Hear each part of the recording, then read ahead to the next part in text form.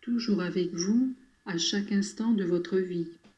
Mes enfants bien-aimés, me voici en ce lieu comme pour un rendez-vous. En réalité, je suis toujours avec vous, et je voudrais que vous vous rendiez compte de ma présence qui agit dans le monde et dans les âmes. Je vis avec vous, présent non seulement comme Dieu, mais aussi comme homme dans le très saint sacrement. Je vis dans vos âmes par la grâce. C'est pourquoi votre personne est pour moi, et elle devrait l'être aussi pour les autres, un véritable ostensoir. Je vis en chaque frère qui vit à côté de vous. Je vis dans l'Église. Je conduis ses activités, je dirige ses membres. En elle, je suscite des âmes saintes et des vocations missionnaires. Ne me cherchez pas loin de vous. Sentez-moi avec vous à chaque instant de votre vie, quand la douleur frappe à votre porte ou quand un événement joyeux apporte de la joie en votre cœur. Je suis votre Dieu, et si dans un moment de révolte vous vouliez vous éloigner de moi et du monde, cela vous serait impossible, parce que mon immensité occupe tout espace au ciel, sur terre, partout. Sachez que chacune de vos pensées m'est connue, que j'écoute chacune de vos paroles, et que je la pèse sur la balance de la justice. De combien de pensées inutiles et mauvaises, de combien de paroles oiseuses et imprudentes vous devrez rendre compte, si vous compreniez pleinement le don que représente la parole, comme elle serait grande en vous la crainte de l'abîme. En utilisant mal votre langue, vous employez un don précieux pour offenser, blesser, insulter celui qui vous a fait du bien. Que d'attention vous devriez mettre dans vos propos. Moi, je suis toujours à l'écoute, souvenez-vous-en, et votre ange gardien l'est aussi.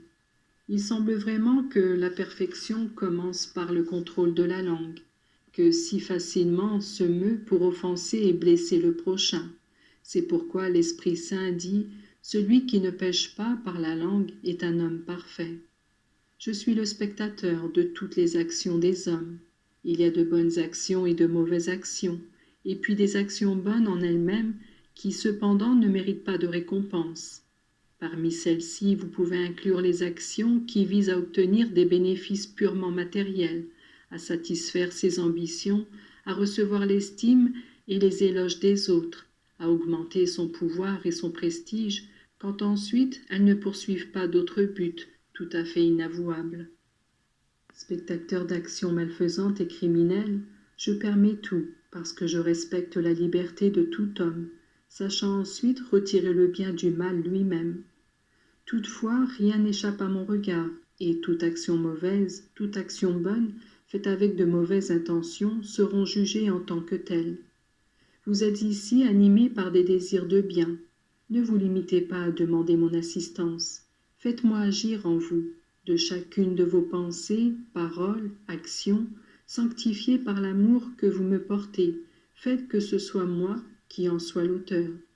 Alors votre vie deviendra divine, rien ne sera perdu, et moi je pourrai vous redire comme jadis à mes disciples, celui qui me suit m'aime, et mon Père l'aimera. C'est vrai, vous êtes comme le grain de froment qui doit pourrir en terre, c'est-à-dire que vous devez renier votre petit moi pour produire l'épi. Mais qu'y a-t-il au monde de plus doux pour vous que de savoir que votre sacrifice est agréable à Dieu et qu'il est à côté de vous pour vous aider en tout? Il est écrit « L'homme juste vit de foi », et de cette foi vous en avez reçu une bonne dose. Que la certitude que je suis auprès de vous jour et nuit, où que vous soyez, vous rende confiant et vigilant, éloigné du péché, désireux de rien d'autre que ma grâce. Je vous bénis tous, mes enfants, et je vous aime infiniment, et je répands sur vous l'abondance de mes grâces.